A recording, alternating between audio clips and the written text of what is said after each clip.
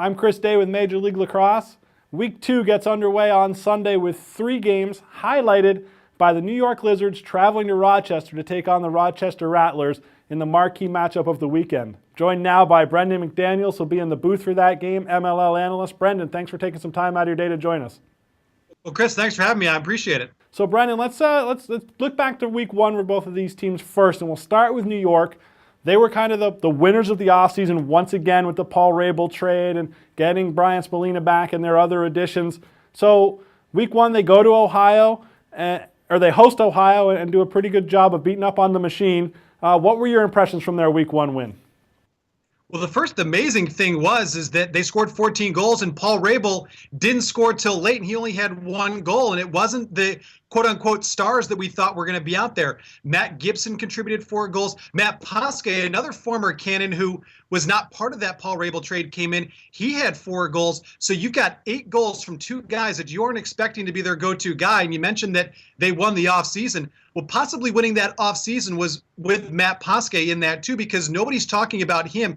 He had an outstanding game, and when you watch Matt Poske's game throughout his career, he's one of those guys. He's probably one of the most efficient guys to ever play in this league, because every time he gets the ball, he seems to score. His shooting percentage is very high. So when you took a look at that game, you thought, all right, we got to shut down Rabel. We got to shut down Pennell. We got to watch out for Crotty. Those guys weren't the factors at all, and that's the scary part when you look at this Lizards team. And what could we glean from that? I mean, the other talk with when that trade happened was how would Paul fit in with Rob and Ned in particular. Now, obviously, Matt and Matt got all the points, but what could you see from how the chemistry might work as the year goes on with the big three, as we'll call them? Well, one of the big things with Paul Rabel that he doesn't get as much credit for is his skill as a passer. And he's one of those guys that's unselfish. It doesn't have to always be about him. And that's what makes him such a good player. He can score, he can pass, he can play some transition defense. He can do all those things. But the most important thing with Paul Rabel is he wants to win. And whatever he has to do to win, that's the most important thing. And when you fit him into a team like the New York Lizards, he wants another championship. He got one a couple years ago in Boston. That's his main objective at this point in his career, is to win championships. What's going to get him championships quicker? Playing with New York, playing with Boston. When Boston was talking about the trade, the New York opportunity came up. That was a perfect scenario to him, because that is a championship-ready team, maybe just missing one piece. And Rabel probably could be that piece, because this is a championship team. And with Rabel, he's one of those guys, Coach, you tell me what you need me to do in order for us to win, and I'll do it. And that's what he did. He only had 1 goal in that game, but when you looked at him after the game, he had a smile on his face. The reason why? They won. He doesn't care so much about his stats. He cares about the W. Well, you mentioned New York as a team that most people think can win and win now. I think another team that people put in that conversation are the Rochester Rattlers, after going to the championship game last year and falling 1 goal short. They probably got a little more of a test in Week 1 than most people thought, with an overtime win over the Charlotte Hounds. What did you take away from Rochester's Week 1 performance?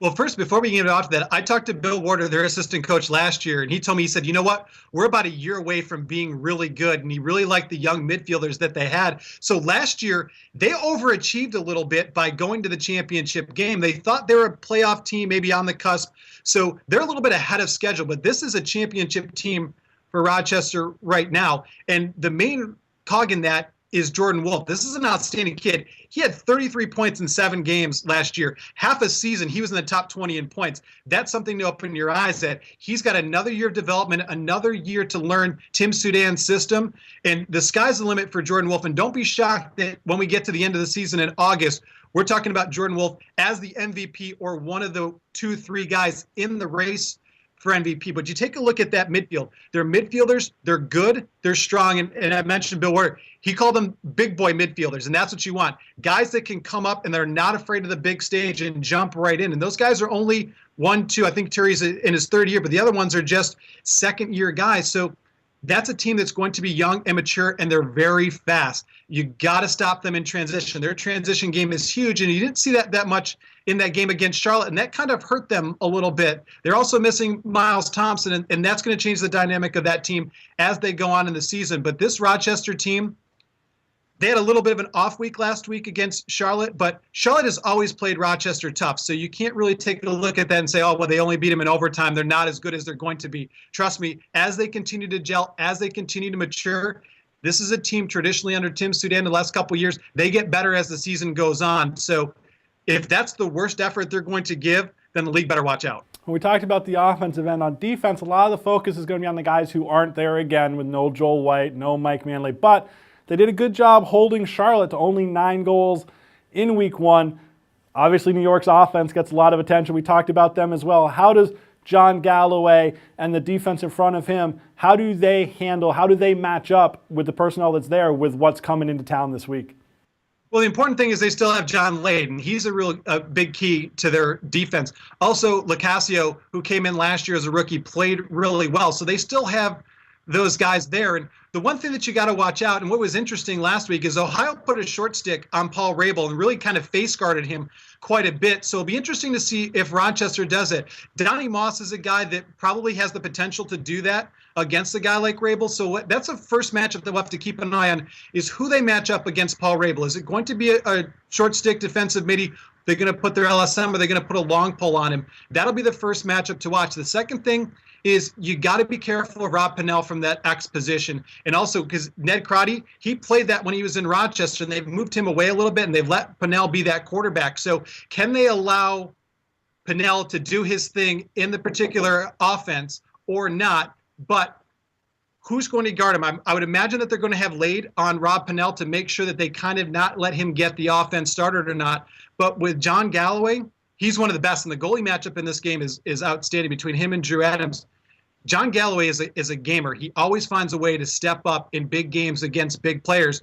But it will be that key of where the matchups are going to come from. And I haven't had a chance to talk to Tim Soudan yet to find out what the exact matchups are going to be. But the key is who he has matching up against Rabel and who he's going to have to try to stop Pennell from that X position. We won't ask you for a prediction because you're calling the game, but maybe give us one key thing to watch for that if something happens is going to tip the scales one way or another for either of these teams to come away with a win.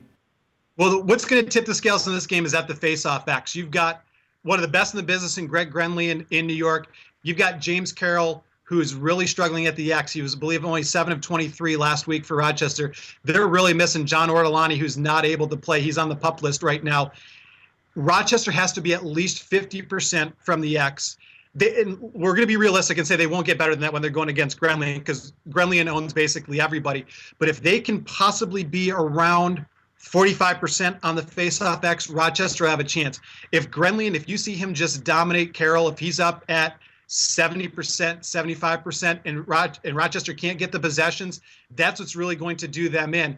And I'm not sure if they've got somebody else to come in and take that place of Carroll, or just hope for the best, or those wings can kind of crash in there and get to Grenlian before he can get a clean scoop of the ball off of the faceoff. But that's the spot where you have to keep a watch on, because everything in this game will be dictated at the X. If New York can get in there and get those extra 3, 4, maybe 5 possessions in a quarter, it's really going to hurt Rochester offensively, because the way to stop Rochester is not to let Jordan Wolf touch the ball. And if Grenlian's dominating the X, Wolf can't touch the ball, they can't score, and it's going to be advantage New York. On the other side, if Rochester can somehow keep that as close to 50% and get those possessions, then we're going to have a really good game. It's another spot where they'll miss Joel White and his excellent play on the wing. Brendan, we're looking forward to this weekend's matchup. Enjoy it, and thanks again for joining us.